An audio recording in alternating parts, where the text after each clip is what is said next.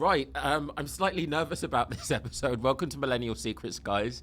Um, I've asked some of my friends to submit their bad dating stories to this podcast, and I'm going to listen live with you and just react.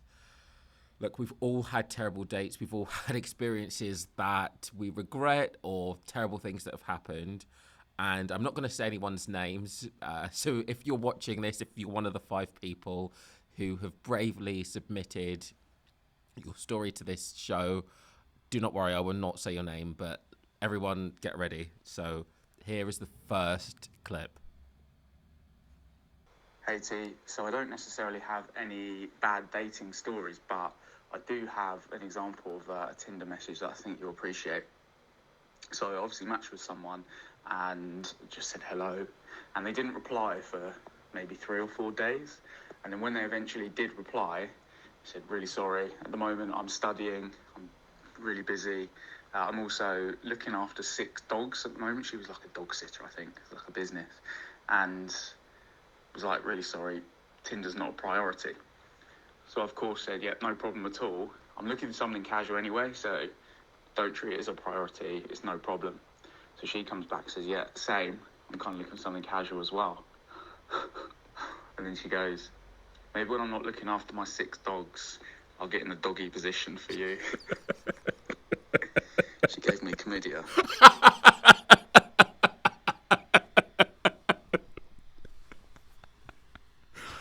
I don't know what to say. I hope you got all of that cleared up. I hope the antibiotics weren't too bad. Okay, this guy sent me another clip, so let's listen to the next one. I really want to say your name, but I can't. Another one for you, T. So I was going through my casual phase, feeling a bit brave, with some risky first messages. And there was a picture of a lovely lady with some sunglasses sort of hanging on her top. So I said, call me your sunglasses because I want to hang out between your tits. Fucking hell, that's bad. But she matched it and said, in that case, call me your beard because I want to sit on your face. Sorry if I laughed over that. It's because she said she wanted to sit on his face.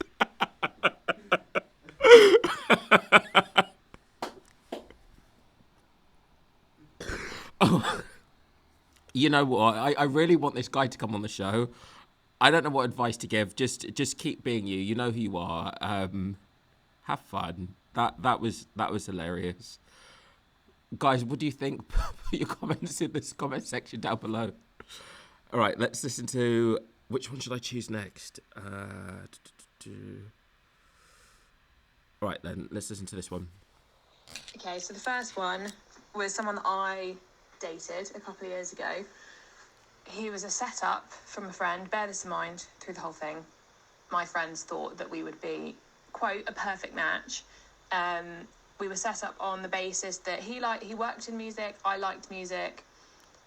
He was really funny. They thought I had a good sense of humour. Like, apparently everything matched. So they gave him my number. We set up to meet on a weekend. We went for a late lunch in town. We literally stayed until the restaurant closed at like 11. So we had a late lunch and then we also had dinner and probably went through about 5 bottles of wine between the 2 of us. He brought his little dog with him. Everyone in the restaurant loved the dog. Small black thing, couldn't tell you what type of dog it was. So the date went really, really well. I think I was attracted to him. I don't really remember. I must have been. Then went back to his afterwards. He lived with one housemate, I think, but didn't see him because it was late. So we went, got a snack, got another drink, kind of sat down in his bedroom, and I did notice, I noticed it, and he had a lot of artwork on the walls of his room, and he had a lot of signed records and stuff because he worked in music. And one of the frames was some little creatures with some googly eyes on them. And I was like, oh, what's this? And he goes, oh, that's a piece of artwork I made. Like, I make several of them and I basically give them to friends. as birthday and Christmas presents. And I was like, oh, cute. Like, what's it made of? Like, they were quite sweet, like little puffball things with little googly eyes. And he goes, oh, that's my hair. And I was like, sorry. And it turns out that this was artwork that he was making from hair that he was cutting from his body. And he made different versions with, I think he made one with the dog hair and one made with hair on his head. But this one in particular was his pubes. And he had it framed on his wall. And he had given versions of those to several of his friends. No words. No words. But clearly that wasn't a red flag for me at the time. Sorry, I have to pause this. Oh my God. Are we still rolling? Fucking hell. Wow. How long were his pubes? Were these like... wow. I don't know what to say. Let's listen to some more. Yeah. Time, and I continued to date him for 3 months until clearly I saw the light. There were several other red flags with him as well. He used to put the dog in a little backpack in like a harness on his back, and then he had an electric scooter, which are 2 big icks for me. But yeah, so that's yeah, questionable. My friends never let me live that one down. You continued to date him for quite a long time. So what I would like to know, and I think everyone listening to this or watching this would like to know, did you shave your pubes and help him like with some other dolls? Wow. I'm speechless with all of these. Thank you for submitting that. I would love a picture. If you could send me a picture of what these dolls looked like, how long they were. Is it short curly hair? Is it a bit longer? Is it a full blown bush? Send it in so that we can have a look. But thank you so much for submitting that. All right then, let's have a look at. Let's listen to another one. Right, let's go. Okay, so my dating disaster story is that effectively last year I matched with a girl on Hinge. She was an absolute worldie, a certified babe.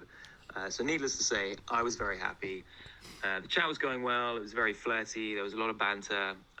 It was a Saturday night and we both happened to be free, so decided to arrange an impromptu date. I repeat, her Hinge profile, she was an absolute honey. Oh, God. So anyway, I arrive at the date at the bar in Shoreditch, and someone walks into the bar, and I kind of glance over and think nothing of it. I'm already nervous. I'm already nervous about who's going to be turning up at this bar. Let's listen. And then I kind of do a double take, and I notice this person's talking to the security guard, and it's like they're looking around trying to find someone. And then she notices me and just absolutely beelines it straight towards me, with the biggest ear-to-ear grin on her face. Like, she is having the absolute time of her life. Meanwhile, I'm internally combusting because this person sprinting towards me looks absolutely nothing like the person that I matched with. Effectively, I have been catfished severely.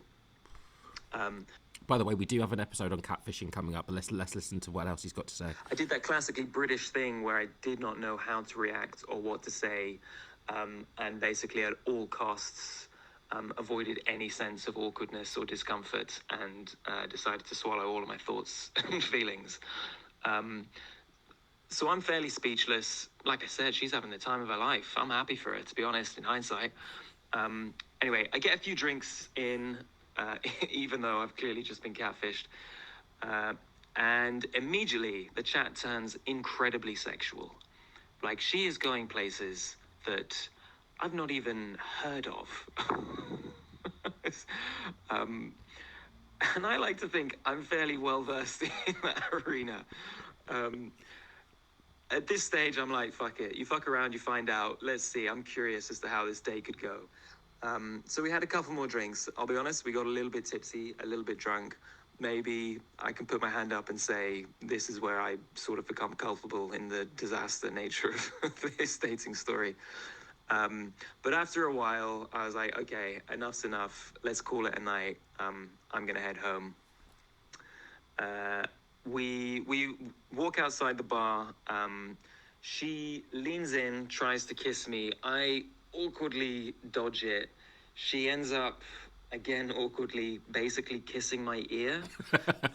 At which point she also whispers into my ear, "You can come back to mine if you want, Daddy." Oh, what are your bets? Do you think he went home with her or not? Let's listen. I didn't really know what to react, what to say. Daddy declined, effectively. In the nicest way possible. Daddy declined. She was pretty upset about this. There was a little bit of begging. But, you know, it was all lighthearted. I kind of jokingly put an end to it.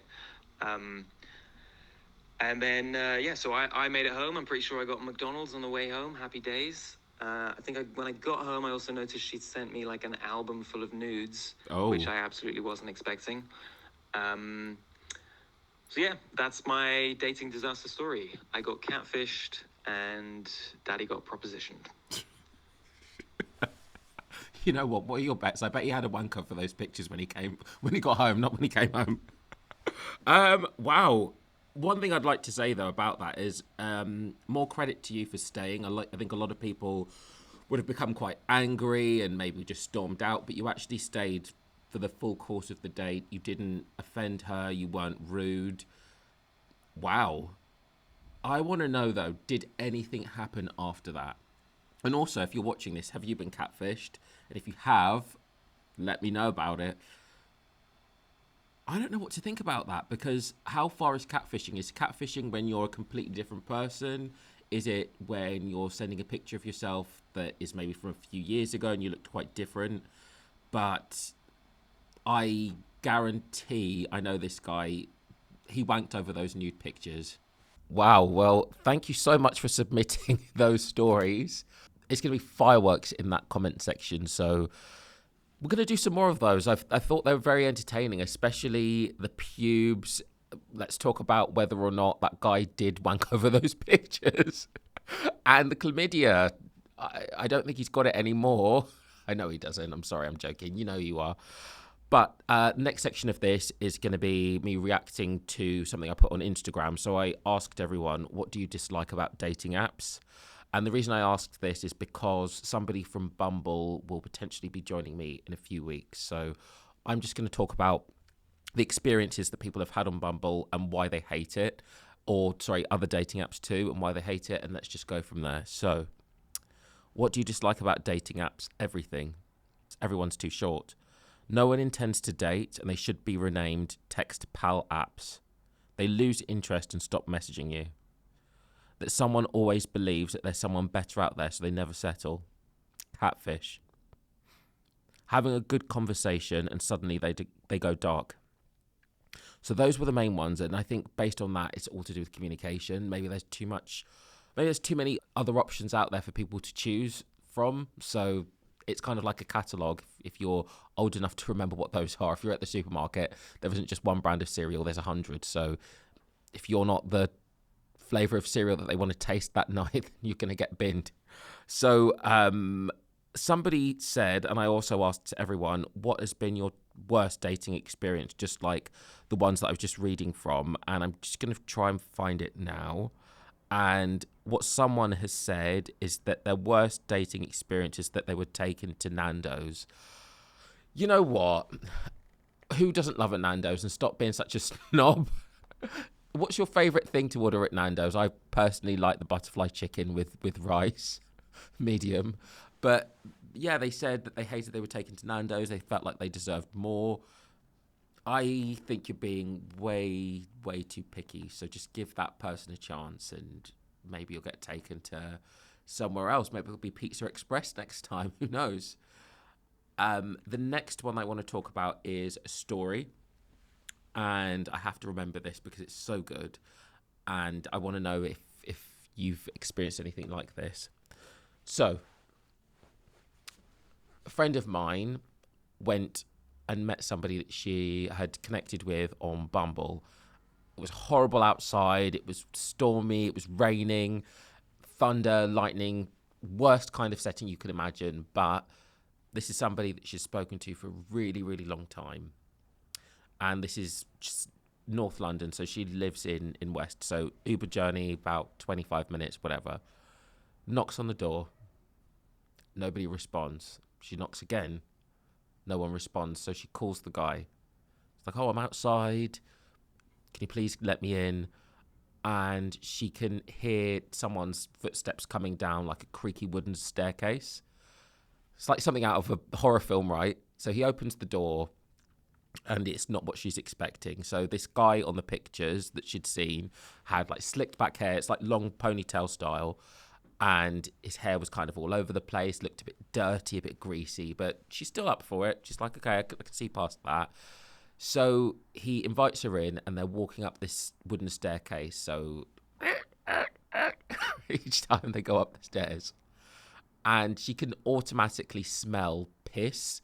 So you can probably imagine that if you can smell that sort of scent in someone's flat, you're not going to want to have sex with them. Opens up the door because it's a shared house, and there's a mattress right in the middle, stains all over it. Probably had his Burger King, KFC, whatever you think of on it. And he's like, okay, let's do this. So he starts kissing her.